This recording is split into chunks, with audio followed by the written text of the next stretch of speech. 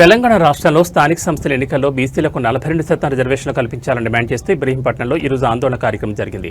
ఆందోళనకారులు అంబేద్కర్ చౌరస్తా నుంచి నాగార్జున సాగర్ హైవే రోడ్డుపైన ముఖ్యంగా ఇబ్రహీంపట్నం బస్ డిపో ముందు నిరసన చేపట్టారు.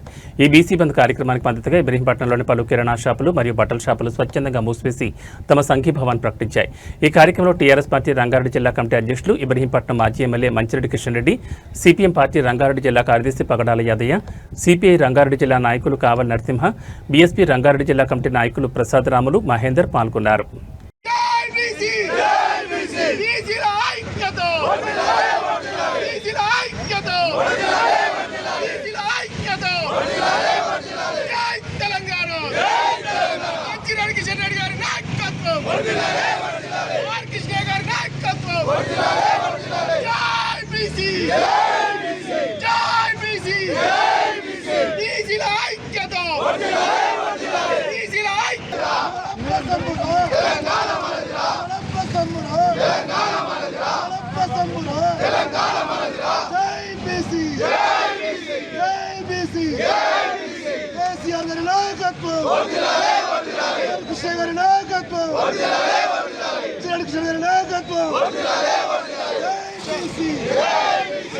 దేశంలో బీసీ 56% ఉన్నటువంటి పరిస్థితుల్లో రాజ్యాంగంలో పొందపరచాల్సినటువంటి అవసరం ఆనాడు ఉన్నటువంటి పరిస్థితి.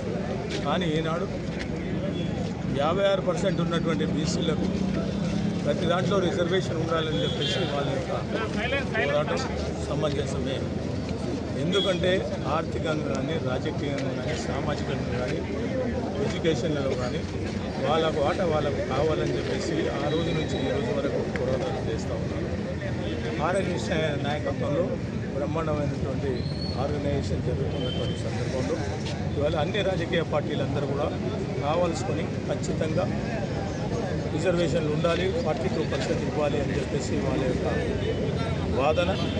మరి ఇవాళ చూస్తూ ఉంటే కాంగ్రెస్ ప్రభుత్వం 2 సంవత్సరాల నుంచి వచ్చినటువంటి పరిస్థితుల్లో ఒకసారి కూడా ఆలోచన చేయకుండా వాస్తవానికి వాళ్లకు రిజర్వేషన్లు రావాలంటే ఒక పద్ధతిలో చేయాల్సినటువంటి బాధ్యత ప్రభుత్వం పైన ఉంది.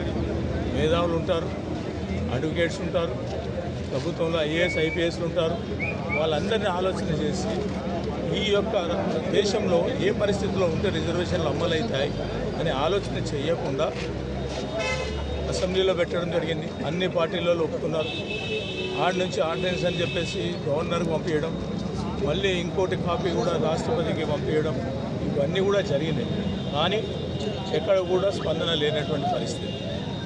అదేవిధంగా ఈరోజు ఎక్కడైతే పుండుందో అక్కడ మందు పెట్టాలి, ఏ ఆలోచన లేకుండా ముందుకు పోయినటువంటి పరిస్థితుల్లో ఇవాళ కోర్టు కూడా అన్నీ మనకు వాస్తవానికి న్యాయం జరగలేదు. మరి ఇవాళ న్యాయం జరగాలంటే పార్లమెంటు 9th షెడ్యూల్లో పెట్టినప్పుడే, అన్ని పార్టీలు ఒప్పుకున్నప్పుడే ఈ రిజర్వేషన్లు వస్తాయని చెప్పేసి ముఖ్యమంత్రి మనకు రేవంత్ రెడ్డి గారికి తెలియదా, మిగతా మంత్రులకు తెలియదా?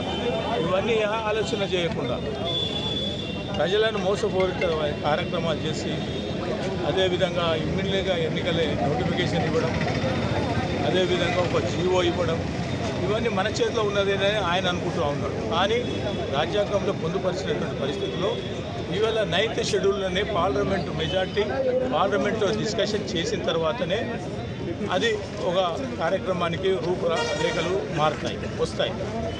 అదే తమిళనాడులో ఆ పద్ధతి చేశారు. దాన్ని చూసినా మనం నేర్చుకోవాల్సినటువంటి పరిస్థితి. తమిళనాడులో ఏం చేశారు? ఆనాడు 30 మంది ఎంపీలు ఉంటే, పివి నరసింహారావు గారు పీఎం ఉంటే, ఆనాడు జయలలిత గారు ముఖ్యమంత్రి బెదిరించడం జరిగింది. మా సపోర్టు కావాలా, ప్రభుత్వం కూలగొట్టాలా, రెండిట్లలో ఏదో ఒకటి, మాకు మా రిజర్వేషన్లు ఇస్తారా ఇవ్వరా అని ఖచ్చితంగా అడిగినప్పుడు దేశంలో రాష్ట్రంలో నిజంగా కూడా ఆనాడు ప్రభుత్వం ఏర్పాటు చేసిన సందర్భంగా పివి నరసింహారావు ఖచ్చితంగా ప్రభుత్వమే కూలిపోయే పరిస్థితి ఉంది కాబట్టి 9th షెడ్యూల్లో పెట్టి ఆనాడు ఆ స్టేట్కి సంబంధించినటువంటి రిజర్వేషన్లు ఇవ్వడం జరిగింది. మరి ఇదే రాష్ట్రంలో కూడా ఆ కార్యక్రమం చేయాలి, ఎక్కడ కూడా చేయలేదు. ఇలా రాహుల్ గాంధీ ఖచ్చితంగా ఢిల్లీలో పార్లమెంట్లో అపోజిషన్ లీడర్ ఒక్కనాడు కూడా ఇంతవరకు బీసీల విషయంలో మాట్లాడినటువంటి పరిస్థితి. దానికి కారణం ఏందని మేము అడుగుతూ ఉన్నాము.